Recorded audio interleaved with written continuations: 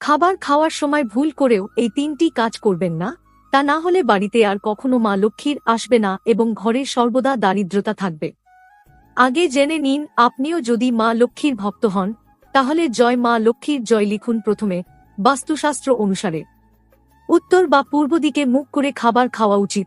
বিশেষ করে খেয়াল রাখবেন, দক্ষিণ দিকে মুখ করে খাবার খেতে বসবেন না, এটি স্বাস্থ্যের উপর খুব খারাপ প্রভাব ফেলে। 2 নম্বর, কখনই বিছানায় বসে খাবার খাওয়া উচিত নয়, এই কাজটি করলে সাফল্যের পথ বন্ধ হয়ে যায়। এছাড়াও বিশ্বাস করা হয় বিছানায় বসে খাবার খেলে ঘরের দারিদ্রতা নেমে আসে, এছাড়া আর্থিক সংকট মানুষকে ঘিরে ধরে এবং রোগেরও কারণ হয়।